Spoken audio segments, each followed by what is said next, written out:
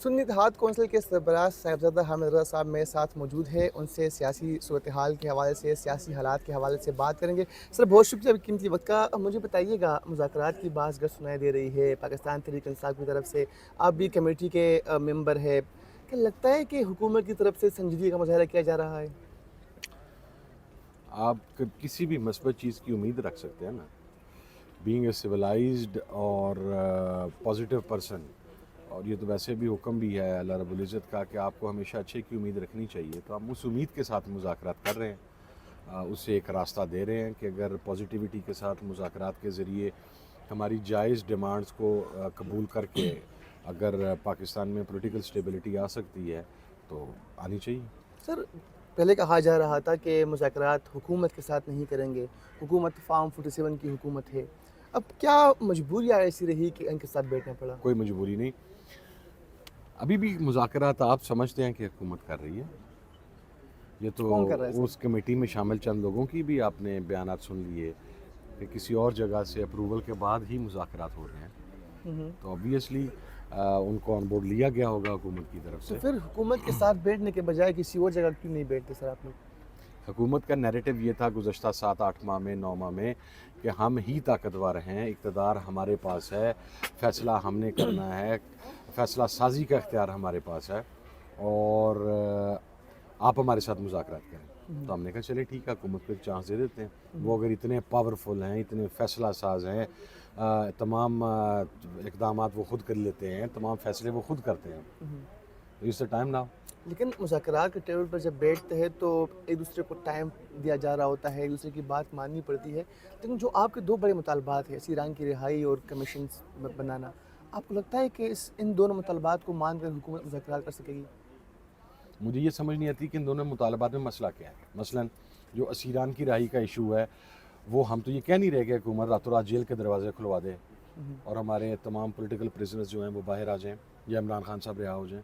ہم تو یہ کہہ رہے ہیں کہ وہ آئینی قانونی طریقے سے اپنی عدالتی جنگ لڑ کے عدالتوں سے باہر آئیں گے۔ آپ صرف پروسیکیوشن جو ہے وہ ان کی جو وکٹمائزیشن ہے اس کا سلسلہ روک دیں۔ ایک آدمی اب ایک کیس کے اندر جب اس کی ضمانت ہو جاتی ہے یا اسے عدالت کی طرف سے انوسنٹ ڈکلیئر کر دیا جاتا ہے تو اس کو آزاد ہو لینے دیں، رادر دین کہ آپ کے پاس جو ہزاروں نامعلوم ایف آئی آرز ہیں اور اس میں نامعلوم افراد ہیں، آپ اس کو پھر کسی ایف آئی آر کے اندر ڈال لیتے ہیں۔ یہ اختلاف رائے ہے۔ تو میرا نہیں خیال کہ حکومت کے لیے کوئی مسئلہ ہونا چاہیے۔ اچھا جوڈیشل کمیشن، ہمارا موقف یہ ہے، حکومت نے کیا، دوسری سائڈ انوالو ہے اس کے اندر، 9 مئی کے اندر بھی اور 26 نومبر کے اندر بھی، وہ کہتے ہیں ہم انوالو ہیں۔ تو what's the best way out? The best way out is کہ آپ سپریم کورٹ کے اعلیٰ ترین ججز پر، سینئر ترین ججز پر مشتمل ایک کمیشن بنا دیں، وہاں پر سچ کا سچ اور جھوٹ کا جھوٹ آپ کے سامنے آ جائے گا۔ جو گلٹی ہوگا وہ گلٹی ہوگا، پھر کسی کو اس کے اوپر اعتراض کا حق حاصل نہیں ہوگا۔ ہم کو یہ تو نہیں کہہ رہے کہ آپ 9 مئی کی انکوائری بند کر دیں، آپ 26 نومبر کے اوپر جناب خاموشی اختیار کر لیں۔ ہم تو جوڈیشل کمیشن ڈیمانڈ کر رہے ہیں۔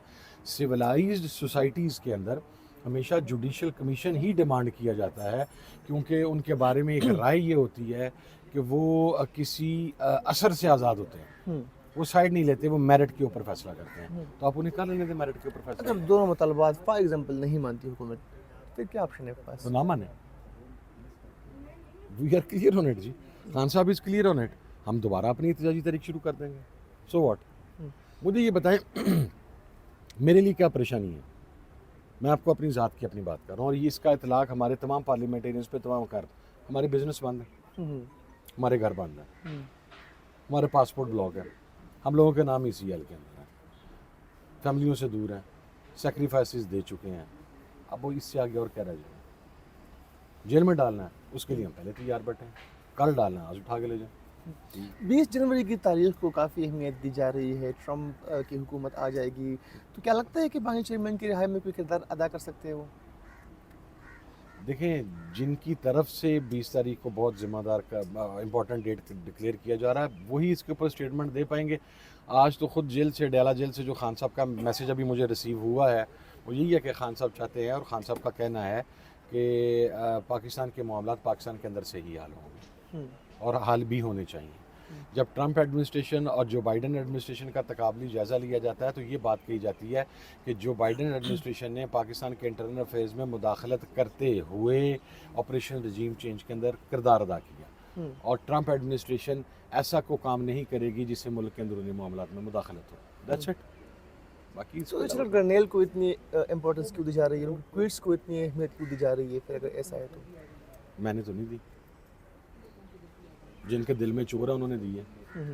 نہ گولیاں مارتے اس ڈی چوک میں، نہ لوگوں کو شہید کرتے، پارلیمنٹیرینز کے ماؤں بہنوں بیٹیوں کو نہ اٹھایا جاتا، ان کو فزیکل ٹارچر نہ کیا جاتا، کارکنان کو 2-2 سال سے جیلوں میں نہ رکھا جاتا، آپ ہیومن رائٹس کو وائلیٹ نہ کرتے، آپ سول رائٹس کو سسپینڈ نہ کرتے، وہ بھی نہ ٹویٹ کرتا. بہت شکریہ سعید حامد رضا صاحب ہمارے ساتھ موجود تھے، اور پاکستان کی جو موجودہ صورتحال ہے اس حوالے سے ہم نے بات کی، اور ساتھ ساتھ ان کا یہ بھی جو ہے وہ ماننا ہے کہ حکومت جو ہے وہ مطالبات نہیں مانتی، تو ان کے پاس ایک مرتبہ پھر سے احتجاجی مظاہروں اور دھرنوں کا جو ایک ان کے پاس ایک آپشن ہے موجود ہے. جی، ہم جو تیسری میٹنگ ہوگی اس کے اندر اپنے تحریری مطالبات یا چارٹر آف ڈیمانڈز جو ہے وہ لے کے آئیں گے.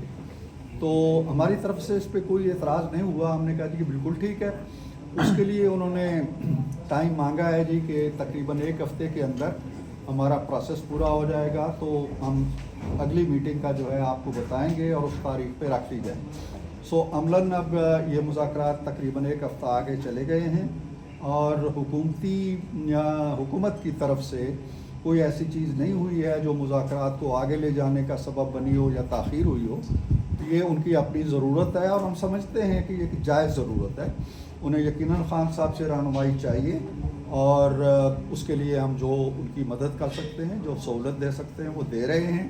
اور ہم توقع رکھتے ہیں کہ اگلی دفعہ جب وہ آئیں گے تو اپنی سالڈ ڈیمانڈز کو تحریری شکل کے اندر، بلیک اینڈ وائٹ کے اندر، جیسا کہ آج انہوں نے کمٹ کیا ہے، وہ لے کے آئیں گے، تاکہ ہم رسمی طریقے سے اور ایک باضابطہ انداز میں مذاکرات کو، گفتگو کو، بات چیت کو آگے چلا سکتے ہیں. عرفان صدیقی صاحب یہ بتائیے گا کہ صرف کیا صرف حکومت جو ہے پولیٹیکل مسائل حل کریں گے؟ اس وقت جو ملک میں صورتحال ہے وہ یہ ہے کہ لوگ جو ہے جو جوان یہاں سے باہر جا رہے ہیں، تو اس پہ کیا کہیں گے آپ سر؟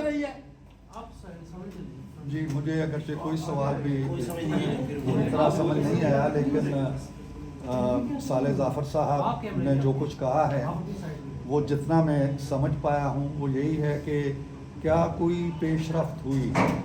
دیکھیں، جب مذاکرات ہو رہے ہوتے ہیں، میرے بہت ہی عزیز دوست ہیں، بڑے کونا مشت صحافی ہیں، اور بڑا نشیب و فراز دیکھا ہوا ہے انہوں نے، یہ جانتے ہیں کہ جب مذاکرات ہو رہے ہوتے ہیں تو ان مذاکرات کا جاری رہنا ہی بہت بڑی پیش رفت ہوتی ہے. اگر وہ مذاکرات نہیں ٹوٹتے اور کسی نہ کسی کچی پکی ڈور کے ساتھ آگے چلتے رہتے ہیں تو اس سے اچھے نتائج کی توقع رکھنی چاہیے. آج میں سمجھتا ہوں کہ ان کی طرف سے جو گفتگو کی گئی ہے اس کے اندر کوئی ایسی چیز نہیں تھی جس میں بہت زیادہ تلخی پائی جاتی ہو یا کرخت لہجہ ہو. انہوں نے بہت سی چیزوں کو اپریشیٹ کیا، اور یہ بھی کہا کہ جی ہمیں جمہوریت کے استحکام کے لیے، معیشت کے استحکام کے لیے مل جل کے اپنا کردار ادا کرنا ہے. تو میں سمجھتا ہوں کہ صرف اس اسپرٹ کا ہونا کم از کم فی الوقت ایک مثبت